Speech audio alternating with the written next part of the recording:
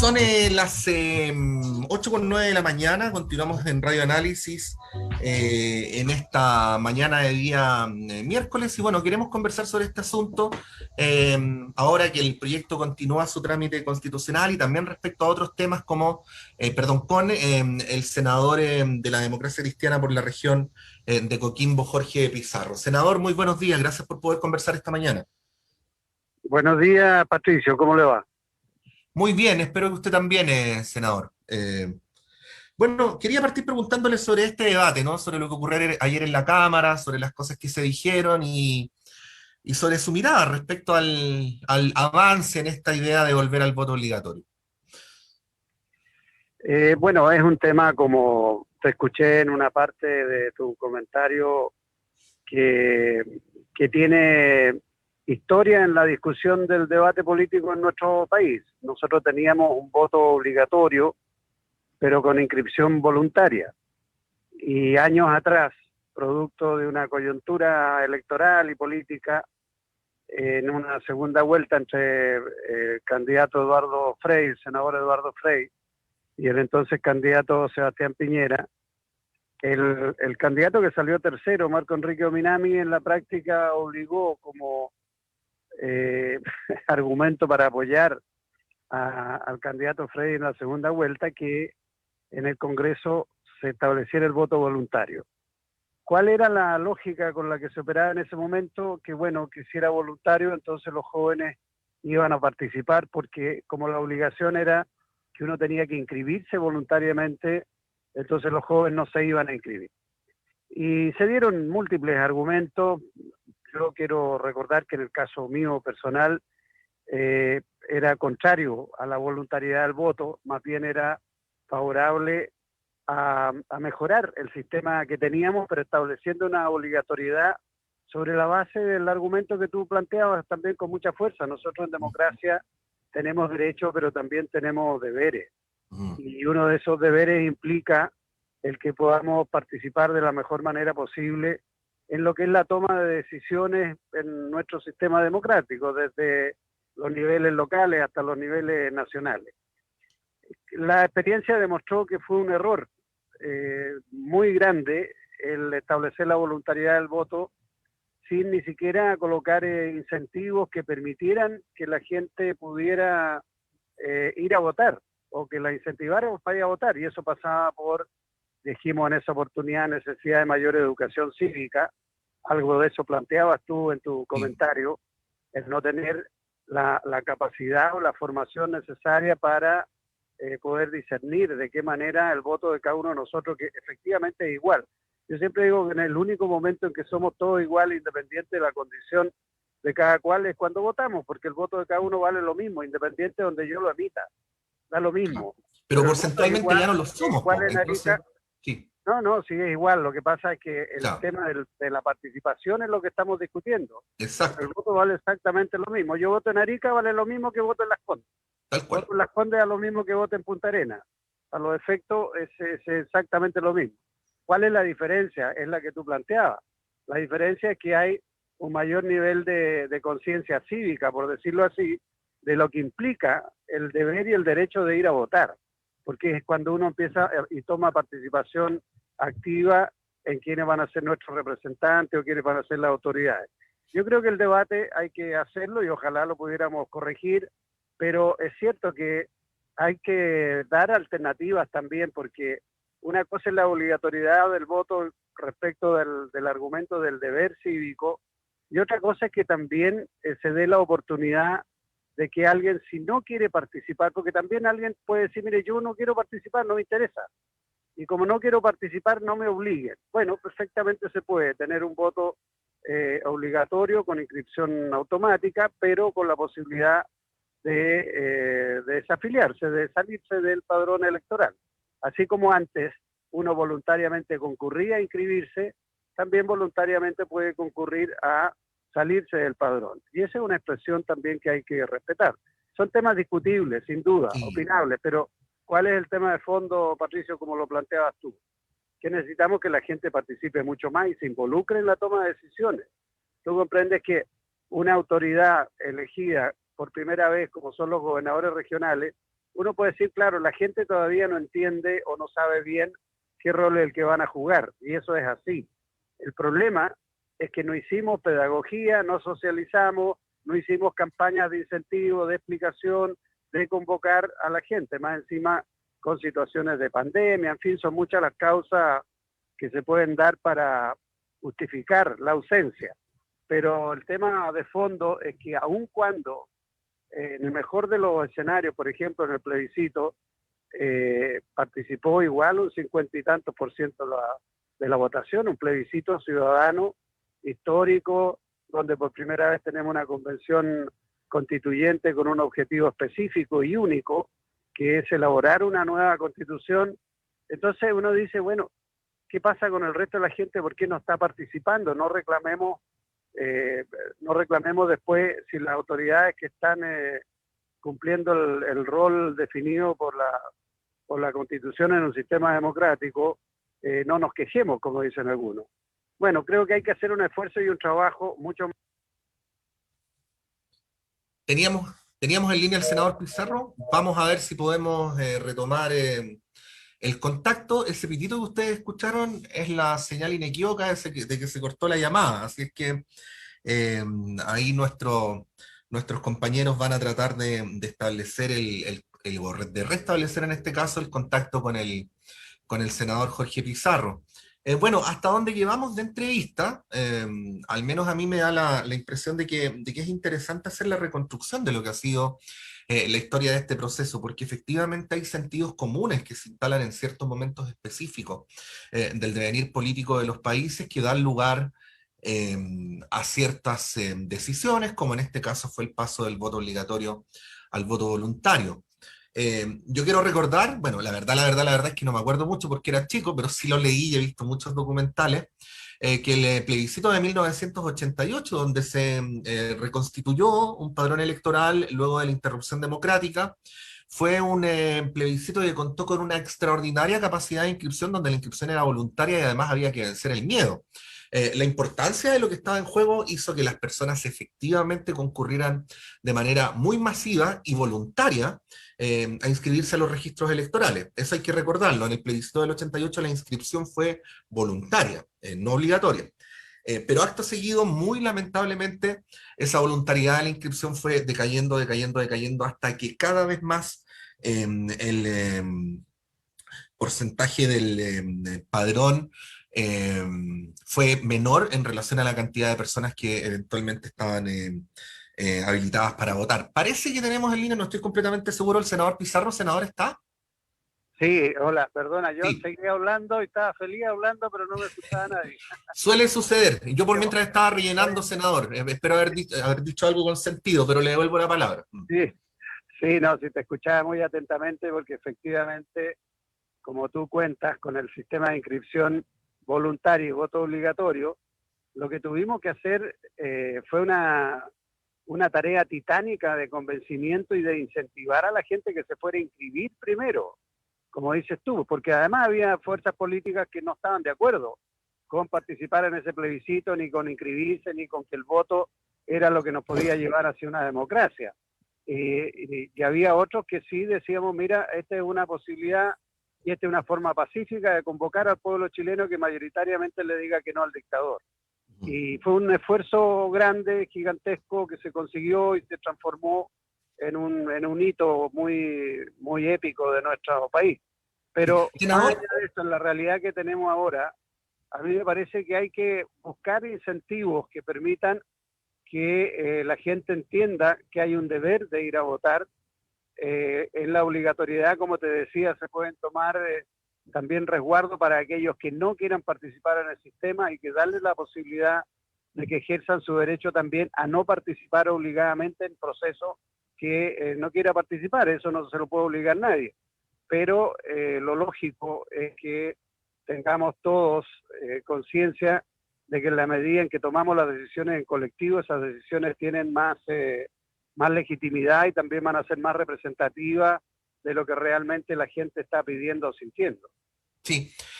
Yendo hacia atrás al debate que se produjo hace una década, porque yo sé que en su momento, y por eso me parece interesante lo que usted hizo de reconstruir un itinerario de deliberación que dio lugar a que finalmente se tomara esa decisión, porque es bueno que recordemos y luego sepamos cómo fue, ¿no? Pero mirado retrospectivamente, senador, esto de negociar inscripción voluntaria y voto obligatorio a cambio de inscripción automática y voto voluntario. ¿Tenía sentido? Yo con la ignorancia que me Fue puede dar, fue la mirarlo peor de 8 años todas las después, fórmulas. encuentro que no tenía ningún sentido tener que elegir entre una cosa y la otra, pero bueno, ahí le devuelvo la pregunta. Sí, no tenía ningún sentido y lo dijimos así algunos. Ujú. Otros dijeron, no, esto es lo que viene, la moda iba para allá, los jóvenes dicen que no participan porque no quieren ir a inscribirse. Pero yo recuerdo siempre, Patricio, seguramente a ti te tiene que haber tocado en tu época universitario, en esa misma época, los jóvenes, por ejemplo, en las universidades cuando tenían elecciones democráticas no participaban. Las elecciones de las federaciones de estudiantes eran con 35, 40, como máximo 45% de la votación. Hubo un par de elecciones emblemáticas, de federaciones emblemáticas del país, de la Universidad de Chile, que no pudieron en la primera votación llegar a los quórum mínimos requeridos. Entonces quiere decir que había otros fenómenos seguramente, o habían otras causas, pero es evidente que tenemos que revisar y analizar el sistema de manera más integral, que es lo que yo trataba de decir cuando se me cortó la comunicación, porque las formas de hacer política, de comunicación, de participación son muy distintas. La globalización no es solo a nivel mundial, es también interna. En las redes sociales es cierto que juegan un papel, pero tú decías algo que es muy cierto. Cuando la política se transforma en política de nichos, se pierde la representatividad del resto de la comunidad. Yo puedo ser muy potente en un nicho y se va solamente a votar ese nicho, entonces dirán, ah, mire, esto es lo que representa a todo el país. Y no es así, no es así. Entonces, en los discursos también y en la práctica, se va solamente teniendo la participación de aquellos que están más comprometidos con determinadas causas. Y las causas son muy diversas y no necesariamente están entrelazadas unas con otras. Y pueden ser muy contradictorias, y eso hace que de repente se impongan criterios que en la práctica son minoritarios, pero que por imagen o porque hay mayor participación aparecen como mayoritarios. Y eso es algo que en las sociedades modernas se está produciendo cada día más, y es parte de la política también ser capaz de ir adaptándose, renovándose a estas nuevas formas de construir acuerdos, de hacer política, de buscar grandes mayorías que se movilicen en torno a objetivos comunes. Y efectivamente también hay que tener la capacidad de contemplar o de integrar a aquellos nichos, a aquellos temas que son de nicho o minoritarios, porque son tan importantes como los mayoritarios, porque si no, la gente se empieza a sentir no parte del sistema, se empieza a sentir fuera del sistema. Y eso es lo peor que puede pasar. Senador, yo sé que en parte ya lo contestó, pero ahora más directamente. El argumento de la libertad aplicado a este debate, bueno, que es el mismo argumento que se suele invocar para otros ámbitos de nuestra, permítame decirlo así, de nuestra desigual vida cotidiana colectiva. ¿Qué podría decir al respecto? Este argumento, digo, voto en contra porque soy partidario de la libertad, ¿no? Y como soy partidario de la libertad, soy partidario del voto voluntario. Bueno, es que yo creo que eso es transformar el tema en una caricatura, porque la realidad no es así. En estricto rigor, uno puede ejercer mejor sus derechos cuando está en condiciones de ejercer mejor sus derechos. En todo sentido me refiero. Si lo que hablábamos recién, por ejemplo, en tema de participación ciudadana, yo soy una persona que he tenido un mejor acceso a los niveles de educación, he formado parte integral de la sociedad en la que estoy inserto y no soy un marginal, por decirlo así, indudablemente que voy a tener mayor capacidad de participación que otro que está en la marginalidad o que está en el aislamiento o que no ha tenido la oportunidad ni siquiera por distintas razones sociales, económicas, familiares, de todo tipo. O sea, el apelar siempre a la libertad a mí me parece que es muy positivo y es muy bueno porque hay que creer en la capacidad de las personas, pero la capacidad de las personas de desarrollarse en cuanto persona es muy distinta también en el ámbito donde le toca vivir o le toca desarrollarse, y ahí es donde la sociedad en su conjunto tiene que ser capaz de garantizar esos derechos mínimos. Estoy hablando obviamente de educación, de tener mayor igualdad de oportunidades. Otra cosa es si uno después lo aprovecha o no lo aprovecha, o lo entiende o no lo entiende, ya es un cuento distinto. Pero no cabe duda que hay diferentes niveles. La discusión larga que tuvimos con la presidenta Bachelet con la reforma al tema educacional, por ejemplo, tenía que ver con los puntos de partida. No es lo mismo el joven que tiene la posibilidad de educarse desde lo preescolar o desde la sala cuna, a aquel que entra directamente a una básica, y no es lo mismo el que está en una situación aislada o de marginalidad al que está en una situación de normalidad para iniciar su educación.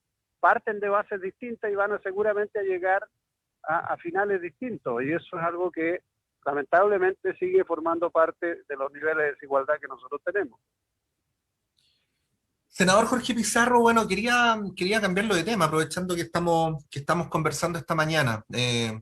Por favor, créame que no tengo ninguna intención en ser aguafiestas, y imagino que en la democracia cristiana están contentos con haber obtenido varias gobernaciones, además inmediatamente después de que les fue súper mal en la elección de la Convención Constitucional, pero ¿podría interpretarse ese resultado como un mero y genuino triunfo de la democracia cristiana, cuando en varias regiones lo que ocurrió es que hubo mucha gente que votó en contra de algunos candidatos, más que a favor de algunos, como fue explícitamente planteado, por ejemplo, en el caso de la región metropolitana, por muchos votantes y dirigentes políticos de Chile Vamos?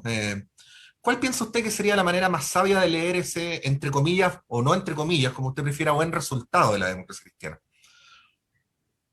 Bueno, Patricio, en estas elecciones y en una sociedad donde la elección se da de manera polarizada, lamentablemente mucha gente votó en contra de otro y no en favor de quien votó.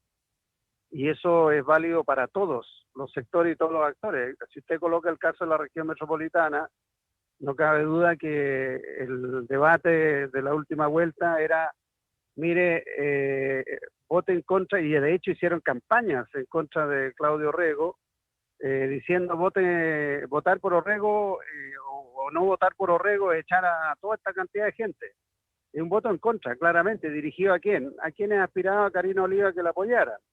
Y a la inversa, seguramente hay otra gente que dijo, no, miren, la señora Karina Oliva, como la está apoyando el comunista Jadwe, entonces es un voto anticomunista. Y seguramente eso pasó con más de algunos. Y esa no es la mejor forma de hacer campaña, ni es lo mejor para quienes aspiran a tener representatividad, porque cuando uno se presenta a algo, lo hace en términos positivos, no en contra de. Pero eso forma parte, lamentablemente, de la mediocridad y del mal debate político que estamos teniendo últimamente, donde lo que vale es la descalificación, lo que vale es la puya, lo que vale es la polarización, y eso no creo que sea conveniente para ningún sistema democrático, porque eso a la larga, Patricio, también hace que mucha gente deje de participar, porque cuando todo es negativo, al final dice, mire, ¿sabe qué? Yo no estoy de acuerdo con ninguno, prefiero ni siquiera participar.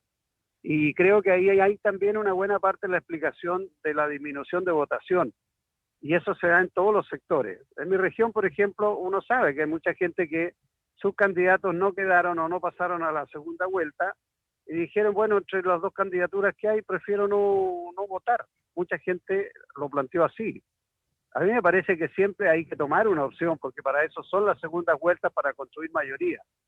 Y a propósito de la primera parte de tu pregunta, yo creo que no creo que alguien pueda atribuirse la victoria, decir, mira, la democracia cristiana ganó, porque la verdad las cosas es que después de los desaguisados que tuvimos después de la elección de constituyente, con los bochornos de las inscripciones o no inscripciones en el registro electoral por una primaria, el que partidos van y se quieren cambiar de domicilio, por decirlo así, se van felices, dejan la casa, llegan al otro lado y la señora del otro lado los echa de vuelta.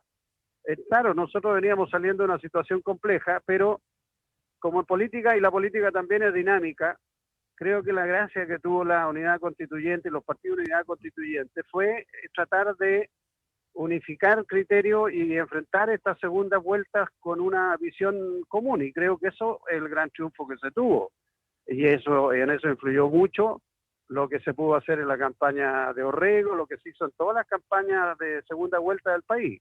Esa es la razón por la cual en cada una de las regiones se movilizó gente de todos los partidos, sectores o representativos, liderazgos, para apoyar a los candidatos de nuestro acuerdo. Así es que yo más bien lo que rescato, más allá de una cosa individual o de las personas, por supuesto felicitarlas por su triunfo y por el esfuerzo que hicieron, es que hubo una posibilidad y una señal después de la debacle que teníamos, de que es posible trabajar en unidad para ofrecerle una alternativa real de gobierno al país. Senador, para terminar esta conversación, y para ahorrarme una pregunta además, yo creo que todo el país da por hecho que la senadora Proboste va a ser candidata. Yo se lo dije con estas mismas palabras hace un par de semanas atrás y no me lo quiso corroborar, y yo le dije, bueno, igual todo el país sabe que usted va a ser candidata a senadora, pero bueno, salvo que usted me diga lo contrario, yo por lo menos lo doy por hecho, y por eso le digo que me salto una pregunta de esta entrevista, para ir directamente a lo siguiente. ¿Cuál es su mirada respecto a que se hagan efectivamente primarias entre las fuerzas políticas que pertenecen a Unidad Constituyente, y que de esa encrucijada salga entonces quien va a enfrentar, todo parece indicar, a un candidato de la alianza del PC con el Frente Amplio y los regionalistas, y por el otro lado el candidato de Chile Vamos?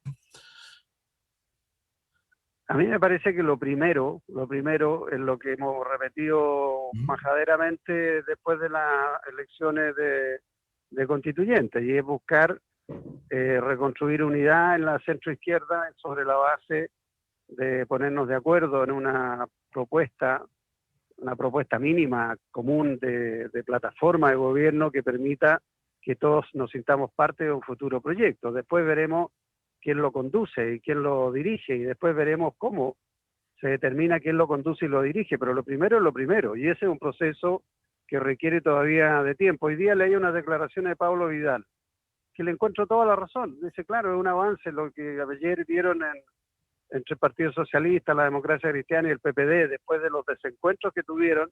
Era obvio que tenían que reunirse y por lo menos entregar una opinión pública que busca estos objetivos. Y además dice, si queremos darle gobernabilidad al país, no basta solo una candidatura, hay que tener un respaldo parlamentario detrás y una propuesta de proyecto de país que nos unifique. La forma de nominar, bueno, hay muchas, la que sea más eficiente porque aquí no se trata solo de las personas. Y a mí me llama la atención porque, por ejemplo, el mismo Pablo Vidal dice, no, es que tenemos que hacer primarias sí o sí. Bueno, y él no hizo primarias para definir la candidatura de Paula Narváez, solo él se bajó voluntariamente, y lo habrá hecho, tendrá sus razones políticas. Lo mismo Heraldo Muñoz, ellos no hicieron ninguna primaria. La propia Paula Narváez no participó en ninguna primaria, ella la nombraron, a lo mismo de dónde la nombraron, si fue de Europa, de Estados Unidos, de Chile, Chiloé, no sé de dónde, pero primaria no ha habido. Nosotros hicimos una primaria abierta, convocando a quienes quisieran participar para nominar nuestra precandidata presidencial, que era la senadora Jimena Rincón. Y estamos acostumbrados a hacer primaria. El problema está en qué es lo que es mejor para construir una propuesta de gobierno que le dé alternativa de gobierno real al país. Hoy día, en una situación, como yo le decía, tremendamente polarizada, enfrentada, con una derecha que está en el suelo, con un gobierno que ya no tiene agenda, no tiene respaldo. Lo que se requiere es ser capaces de convocar a todos esos millones de chilenos que no han participado en las decisiones últimas y sin embargo están expectantes para saber qué es lo que vamos a hacer. Nosotros tenemos una obligación de plantearnos seriamente una alternativa. Si eso se da en primarias, bien; si se da por acuerdo, bien; si se da de otra forma, bien. La experiencia... Señor, sí. Ahora, usted no me lo dice, pero usted parte del supuesto de que la candidata Proboste es mucho más fuerte que la candidata Narváez. Yo creo que la presidenta del Senado sin duda que ha tenido un posicionamiento y una forma de hacer política muy distinta a la tradicional y eso es lo que la tiene posicionada. Eso no cabe duda. Senador Jorge Pizarro, le queremos, senador de la Democracia Cristiana por la región de Coquimbo. A mí me gusta decir siempre a qué fuerza política y a qué territorio del país representan. Le queremos agradecer por Muy esta bien, doctor. conversación. Muchas gracias. Buenos días. Adiós. Que esté muy bien, senador. Ahí estaba el senador Pizarro.